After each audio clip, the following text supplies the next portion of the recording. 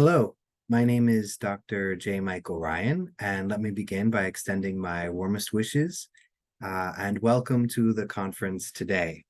The title of my talk is Unshared Problems, Semi-Shared Consequences, and Fully Shared Solutions, Ethical Dilemmas in Combating Contemporary Social Challenges. I also want to begin with my sincerest apologies for not being able to be there with you today in physical co-presence. Unfortunately, life has intervened as it has a way to do, and I'm not able to be there with you. But I do hope that you'll be able to still get something out of my video talk with you. And if you should have any questions or comments or want to engage with me further, please feel free to reach out to me in my email, which is j.michaelsociology@gmail.com. That's j.michaelsociology@gmail.com. If you drop me a line, I would love to hear from you and be very happy to engage with all of you. So my talk today will explore the ways in which contemporary inequalities are unevenly distributed, both socially and globally. It will also explore the ways in which the benefits and consequences of those inequalities are simultaneously individualized, localized, and globalized.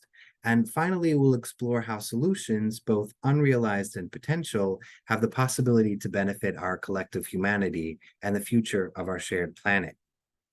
So we have to start by asking the question, is this the kind of world we want to live in? If the answer is yes, then there's no need to think about social reform or even social advances or contemporary social challenges. If the answer is no, however, then there's a lot to think about and a lot of work to be done, but at least we have a starting point from which to begin working toward making our shared world a better place to live for all of us. I'm going to start my talk today with the assumption that nearly everyone, and certainly everyone from a less privileged position, which is I'll come back to in a minute, is all of us, would answer no to the above question. Also telling is who would answer yes, and why we could all already assume who those people might likely be. Males, native English speakers, those with toilets in their homes and food in their bellies, and especially the wealthy elite, and most especially a combination of the above. Of course, I by no means wish to imply that all people in those categories wouldn't want to see the world made more just and equitable, but rather to indicate that people with existing positions of privilege are often less likely to see social inequalities and injustices. Perhaps the greatest privilege of privilege is to not realize that you have it. The fact that we can guess who would say yes or no to the question of if is this the kind of world we want to live in is in itself the real answer to the question. Clearly, there are stark critical divides in the world that need to be addressed, at least for anyone with even the thinnest strand of desire for social justice. That said, it's important to note that all of us have privilege in some way or another, and all of us face prejudice in some way or another. You might be male, but also a sexual minority.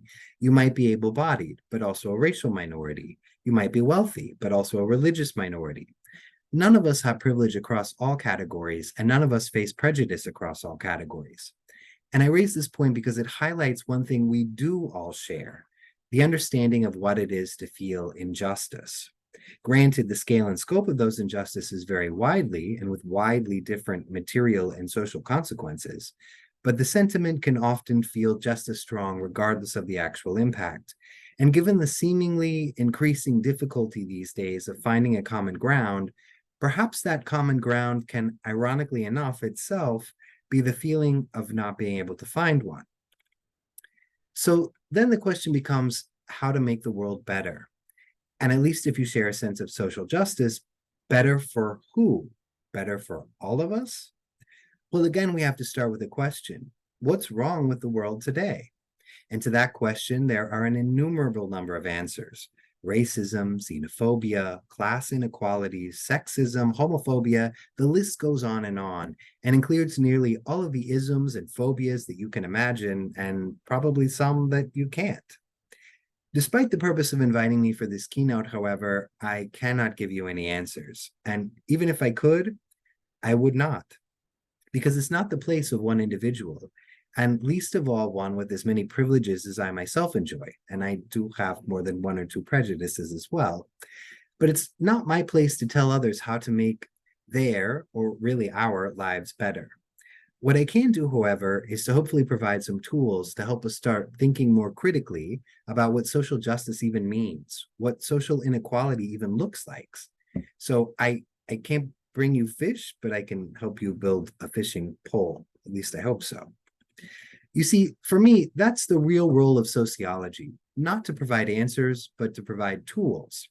There are certainly strands of sociology that seek to provide answers. I'm personally not an adherent of any of them. As I often say in my classes, I can't answer that. And I would be afraid of anyone who claims that they can. Instead, I see sociology, as did and do Marx, Borroway, Bauman, and others, as a science designed to help people better understand their shared social conditions and, in the process, themselves. Thus, I don't seek to provide answers or even potential options, but rather insights into potential possibilities and potentially possible ways to reach those possibilities. My view then is an ethical one, as you likely noted from the title of my talk. I don't seek to create tools for tools' sake, but rather to imbue purpose with an ethical consideration. Tools can be created for a specific purpose and with a particular set of ethics. In my case, I seek to create tools for the betterment of humanity and for all of humanity. So to do that, we have to start by asking an important preliminary question, and one which addresses the theme of this conference. What exactly are contemporary social challenges? And to that question, again, there are as many different answers as there are different people on the planet. Radical climate change, domestic violence, global health pandemics, insufficient caloric intake, and an inability to openly love those whom we so dearly love are but just a few examples of the existing social inequalities that plague our world today. That said, problems like privileges and prejudices are not fully shared. The various isms and phobias that plague our world are not equally distributed, and that, at least I argue, is the greatest impediment to their resolution. So what to do? Well, first we have to explore what solutions are already in place for contemporary social challenges, but also who benefits from them and how, if at all, are they being implemented? For example, in building on my own area of expertise, during the recent and arguably ongoing COVID-19 pandemic, one central crisis has been vaccine distribution and availability. Despite the warp speed, and forgive my invocation of a Trumpian phrase there, but despite the rapid development of vaccines, their availability to everyone on the planet was far less than warp speed. This was due to a number of factors: existing global supply chain issues, political interference, particularly, financing, historical legacies of medical maltreatments, and many others. Most notably, however, it was due to stratification, both local and global. Within countries, the wealthy urban elite had first access, at least in the economically and militarily privileged countries. Between countries, the wealthy, and please do notice a theme here, but the wealthy countries, largely of the so-called global north, not only had first access, but also first opportunity to hoard, as the wealthy elites often tend to do. Thus, at one point during the pandemic, Canada had more than 6 times the number of doses necessary to inoculate their entire population, while many, really most, nearly all countries in Africa, Latin America, and the more impoverished regions of Asia were still waiting for even a first jab, a wait that would end up lasting for years, and in some places has still yet to come. Global crises are often touted in the vein of "we're all in this together," but that vein often ends when solutions are found. So while problems are unshared, consequences can arguably be seen as semi-shared, at least for many of the leading global problems in the world today. So while we like to pin the responsibility of issues like poverty, climate change, and gendered inequalities on particular individuals and individual locations, all of those have far more boundary-ignoring consequences. For example, gender inequality impacts everyone. Now, no doubt it certainly impacts women and gender minorities in arguably far more detrimental ways, but it still also impacts men and gender majorities as well. The consequences of hegemonic masculinity, strict social policing of gender deviant behaviors, and higher risks related to life-harming lifestyles and professions are just some of the examples of the ways in which men and gender majorities are harmed by gender inequality. Thus, the consequences are in fact shared, but shared in very unequal ways. Climate change is perhaps an even better example of the ways in which the consequences of what, at least I would argue, is the leading social, environmental, and species continual challenge of the day. Those are only semi-shared. Science tells us that it's largely the consumer-driven, meat-based, jet-set-friendly lifestyles of the globally privileged that are driving climate change, both directly and indirectly. And climate change is responding in a similarly unequal manner, at least in most respects. Rising sea levels, for example, are a threat to many an impoverished country, but particularly island nations. According to a study cited by the UN's Intergovernmental Panel on Climate Change, 5 nations, the Maldives, Tuvalu, the Marshall Islands, Nauru, and Kiribati, may become uninhabitable as early as 2100. Now, I'm unlikely to still be alive by then, but your children, should you have them, and your grandchildren, should you have them, just might be. And thus, they will witness for the first time in recorded human history the cause and consequence of environmental change by way of the disappearance of an entire nation, not by virtue of war, not by virtue of imperialism or boundary drawing, but again, by virtue of the consequences of man-made environmental change.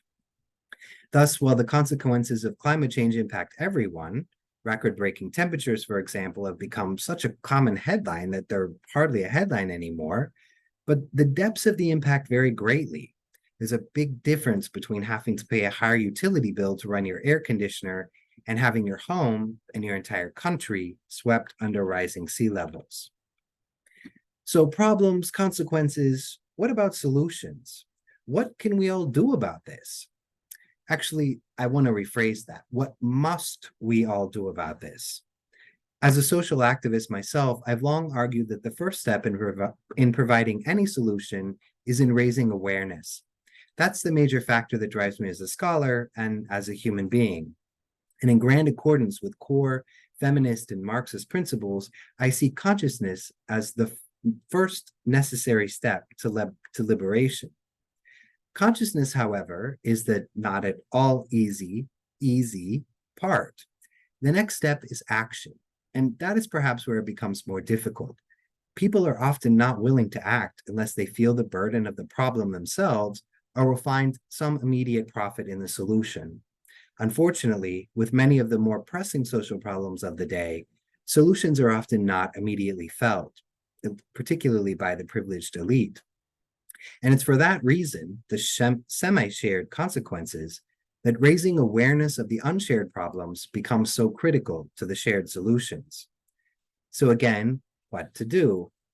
Now, one answer among many is perhaps found in the golden rule, so-called golden rule, a philosophy found at the heart of nearly all religions, all work on humanism, all bases of empathy, and at the core of really, I would argue, any social justice movement. And that is quite simply, and yes, it really is that simple, to treat others the way you would like to be treated. Now, that's an old theme. So why include it as innovative? Well, because although well known, it's not been particularly well implemented.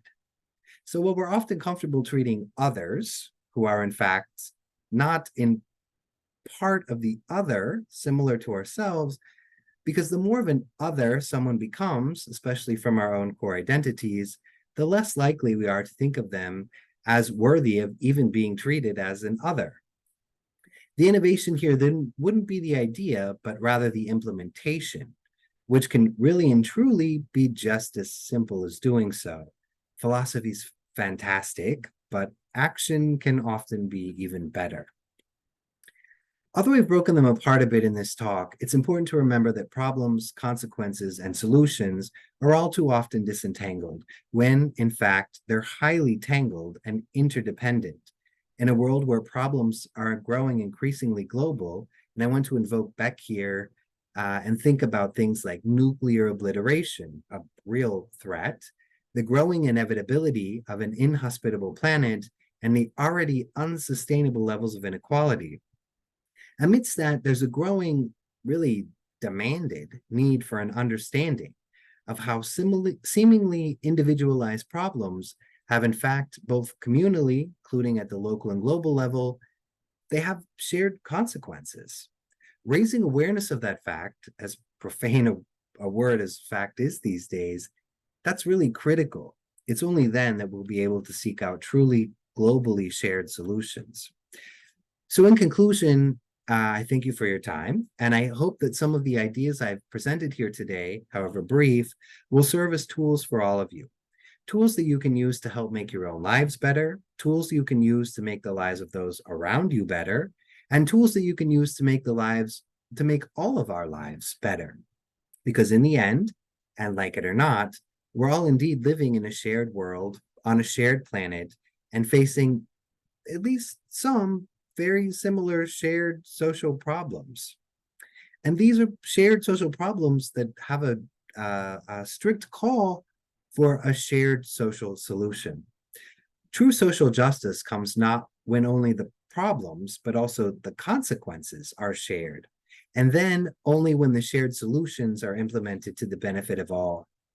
To return to and to paraphrase the subtitle of my talk today, ethics are not a dilemma so much as a choice. And I hope that my talk has served as a call to start rethinking some of the choices that we have made so far. Again, I want to thank you very much for your time, and I hope to be able to engage with some of you in the future. Thank you all, and enjoy the rest of the conference.